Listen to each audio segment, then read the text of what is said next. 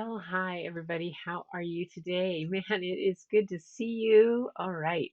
I am checking to make sure I have sound things going. So I'm recording. It's Gretchen here with Story and Art. Start with that. Introductions are always a good thing. If you're new to the channel, thanks for coming. Um, because this is on a premiere, you might be catching it in a different way than my normal nightly live. If you're new, then you are not aware that I normally do these live every night. But I currently am on another continent photographing elephants and other beautiful animals in Botswana and South Africa. So I didn't want people to miss their nightly story time and the story and art. So I pre-recorded several shows to put as premieres with the finger hopes that I might be able to join you on a premiere, but depending on where you are in the world, I'm hours difference from you. I mean, Tamara in New South Wales, oh my goodness. I don't know, I have no idea the time difference between Australia and Africa. I just know that from where I am normally coming to you from in the Pacific Northwest, it's about a 9 hour difference. So who knows if I'm there or not, but I just want you to have a story.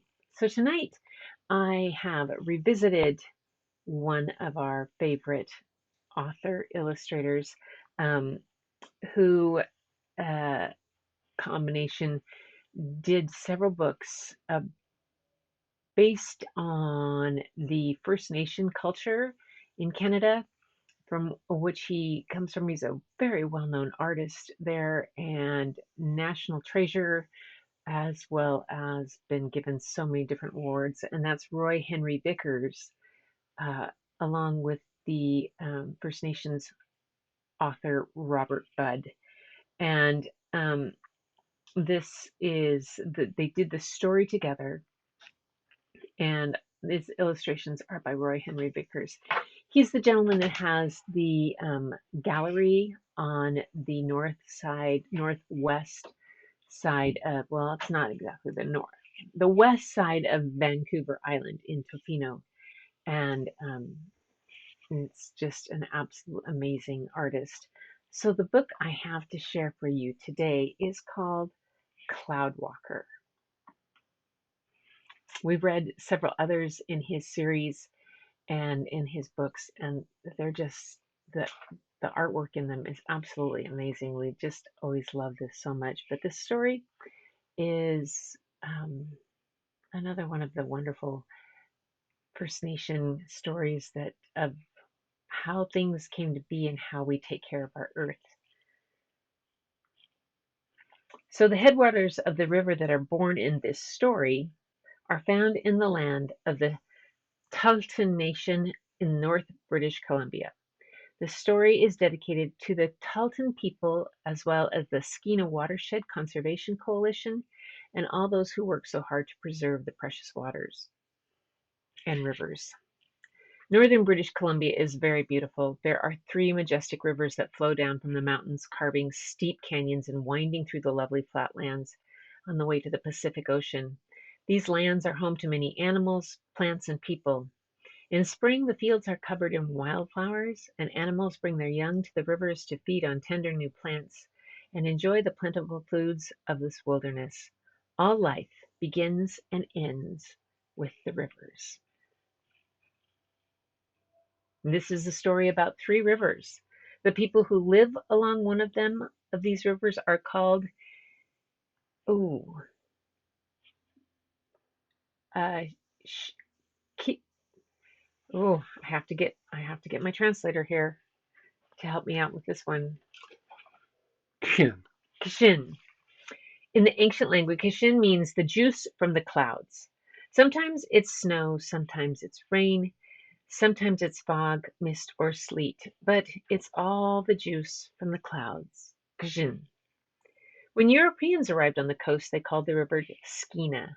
However, our people have been calling it Kishin for thousands of years, and we call the people Git. So the people along the Kishin are called the Gitshan, people of the Skeena. Long ago, in the days before there were rivers, a young man lived among the people. It was so long ago that over the centuries, as this story was passed down, the meaning of his name was forgotten. Some storytellers call him Astase, but we will call him Cloudwalker, and you will soon know why. Cloudwalker was the strongest of the men of his time. Every year, the people had a contest to measure strength. Warriors had to pick up a rock in the shape of a huge ball. The boulder was big and hard to pick up. The winner of the contest was the one who walked the farthest while holding this rock. While most men could only stumble a few steps, Cloudwalker walked all the way from one side of the village to the other, and then walked back again.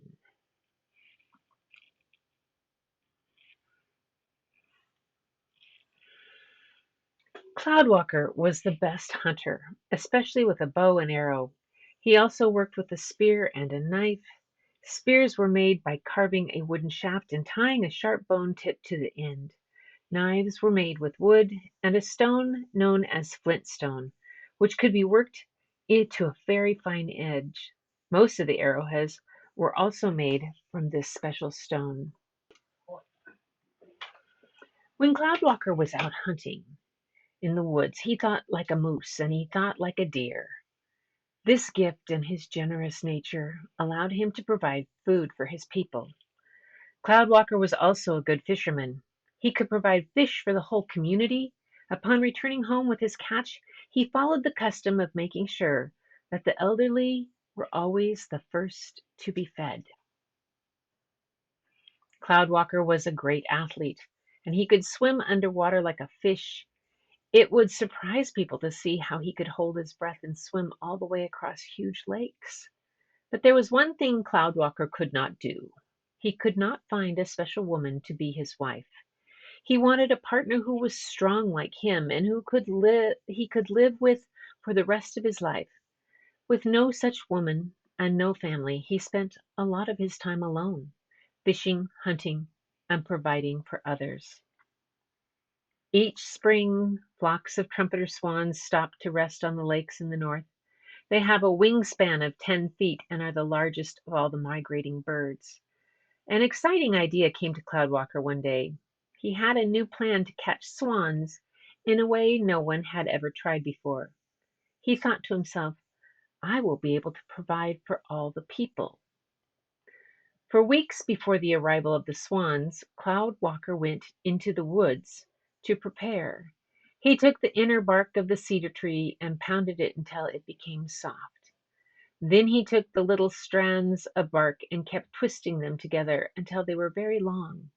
He did this until he made a whole pile of string. Soon the day came and Cloudwalker watched the swans land on the lake. His plan was to dive into the water and swim beneath the swans. Then Cloudwalker was going to tie the strings around the swans' feet and pull them back to the beach. Holding the strings between his teeth, Cloudwalker dived into the water. As planned, he swam underneath the swans and quickly tied them up. But Cloudwalker got a little greedy and tied too many together. Once the swans felt what was happening to their feet, they panicked and started to fly. The power of the strong swans flapping their wings pulled Cloudwalker up and out of the water. Keeping together, the swans flew higher and higher, up, up, up. Cloudwalker hung on, and before long he was up above the lake, looking down. Pretty soon he was scared. He thought, it's too far down. I can't let go now. The swans flew over a rainbow and right up through the clouds. Finally, the swans got tired of carrying him and they broke formation, heading in different directions. The ropes pulled this way and that, and Cloudwalker had to let go. He began to fall down, down, down. He landed right on top of the clouds. It was soft and welcoming, like a bed of feathers. Catching his breath and calming down his heart, Cloudwalker sat and wondered, well, now what? Cloudwalker looked around and there was nothing but cloud and sky. He started to walk. Many hours passed as he wandered over the clouds. Then something in the distance caught his eye. He walked over to the spot and found a glunich, a waterproof cedar box that is used as a water bucket. The box was full of fresh water. It had a little hole drilled into the top with a long, broken off hollow bone from the leg of a tall bird or giant blue heron. The bones of many birds are hollow, which makes them light enough to fly in a water box. They are used as straws. Cloudwalker was tired and thirsty from walking so long, so he took a big drink of water. Thirsty as he was, Cloudwalker knew from his long hunting trips that he shouldn't drink all the water at once. He thought, I'm going to need more water later. I don't know how far it is to get back home. So he started walking again, and every once in a while he would stumble, splashing a little bit of water out of the box. Up in the clouds, Cloudwalker could not walk in a straight line. Now I'm going to tell you why. Most people are either right-handed or left-handed and also right-footed or left-footed. If your right side is the one you use all the time, your right leg will be stronger than your left leg. If you try to walk in a straight line with no landmarks to keep you on track, you can't. Your stronger leg will push you harder, and over time you will walk in a big curve. It will look like a crescent moon. If you walk long and hard and far enough, it will turn into a circle. That's what happened to Cloudwalker. He thought he was walking in a straight line, but instead he began to walk in a circle, getting even more tired. It was hard to walk on the clouds, and every once in a while he would trip and fall, and each time he fell, a lot of water spilled out of the box. After he fell down a third time, Cloudwalker lifted up his head and saw way off in the distance the top of a mountain coming through the clouds. He was excited when he saw the mountain top. He spent his whole life on the land, so he knew he could now find his way back home. See those? At long last, Cloudwalker made his way to the mountains, poking through the clouds. As he walked down the mountainside, he thought he remembered the land, but some things were different. There was a big stream running down the mountain. He had to jump over it to continue his journey. There were lakes he had never seen before. Then he came to a mighty river. He thought, that's strange. I don't know this river. But he crossed the river and on he went. At last he made it home. When Cloudwalker returned, there was a great celebration in the village. Everyone believed his story because where he had splashed a little water, there were new lakes. Where he had fallen down, spilling lots of water, there were 3 new rivers. If you could fly like an eagle over the North Country, you would see Kisin, the juice from the clouds. You would see the Nass River, the juice from the clouds. You would see the Stickine River, the juice from the clouds. The headwaters of those rivers are in a semicircle at the 3 points where Cloudwalker fell. That's how those rivers were born into this world. When Cloudwalker made his journey down the mountain, he was the first to see a land blessed with the 3 rivers. Salmon are born in the fresh water of these rivers. They swim down through the eddies and over sharp walks, through steep canyons and down waterfalls to make their way to the salt waters of the Pacific Ocean. After living their lives in the ocean, the salmon make their way back to the fresh waters of the rivers. They jump over the same waterfalls that once carried them to the ocean. They scrape their way over the same rocks, and they fight their way upstream to the place they were born. Here they lay their eggs for future generations. New life will come from their hard work. They will die where life began. After swimming thousands of miles, how do these salmon know how to get back to the exact spot where they were born? It is one of nature's precious miracles. It is the rivers that are the life force for the salmon, and it was Cloudwalker who brought us the rivers. Every year, when the salmon come upstream, black bear and grizzly bear, and the spirit bear, or white black bear, go to the rivers to feed. The bears catch fresh salmon, then walk into the forest, sit down, and eat. Bears are just like us. They have favorite parts of the fish that they like. Nothing is wasted because the parts that they leave behind are eaten by the ravens and other small creatures that cannot catch fish themselves. And the parts that the animals leave behind aren't wasted either. When the salmon bones lie on the ground, they decompose and feed the soil. This rich soil feeds the trees. The salmon, the animals, and the forests are all interconnected, and the rivers run through them. One of the last foods grizzly bears eat after they have eaten their fill of berries and salmon is marmot. They eat them just before they hibernate in the winter. The greatest gift that one can give a chief of the Northwest Coast is the hide of a marmot. In the old days, after Cloudwalker came back from the clouds, we didn't have money. Instead, we had beautiful priceless things like marmot hides. The marmot were only hunted by skilled and brave hunters like Cloudwalker, and they were so rare that they were only given to chiefs. Some chiefs, when they got really old, had so many hides that they could have a marmot robe. When a chief entered a big potlatch wearing one of these robes, people understood that they were in the presence of a very wealthy chief who had been to many potlatches. The people of the Northwest Coast know that the richness of their culture and the wealth of the people come from the rivers, the land, and the sea. So they teach their children to be respectful and responsible and take only what they need. They make sure the river is full of life to provide for future generations.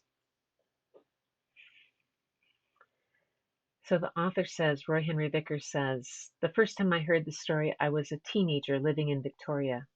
I used to visit the Roy at BC Museum, and one day I found a book called Paddle Wheels on the Frontier. There was a tape that came with it. On it was a recording by Imbert Orchard of an old man telling the story of Astace. It was a short little story when I first heard it. Today the story has grown much bigger as I've heard it from other people, and I have lived part of the story myself. I have heard it told that Astace, or Cloudwalker, as I have come to call him in this book, stayed in the clouds a long time, and that all the lakes and rivers in our province were the result of his falling down. I am thankful for museums and for those who realize the value of preserving the stories from the cultures of the people of our beautiful land. And that is the story of Cloudwalker.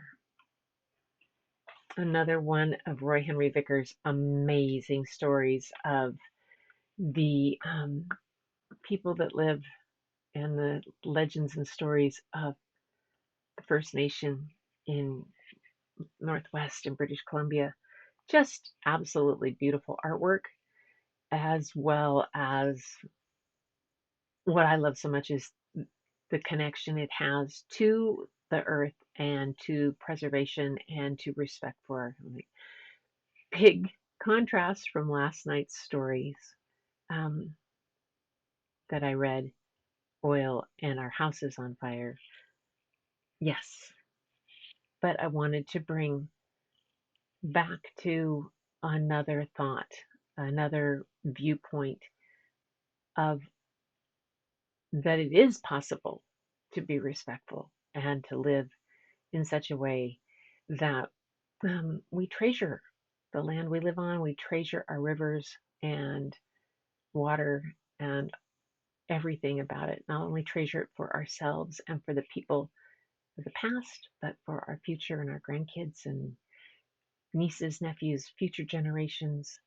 That generous nature of Cloudwalker, who provided for his whole village. Hmm.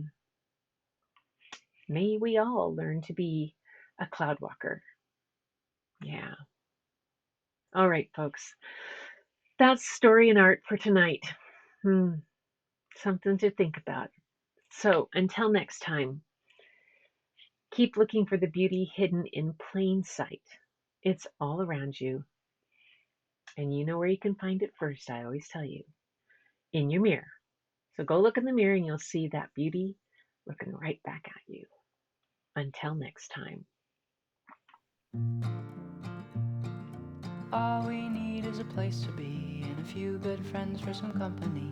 If you'd like to stay, you don't have to leave. We'll leave the lights on and the door unlocked. If you drop on by, you don't have to knock. We're happy to share whatever we've got.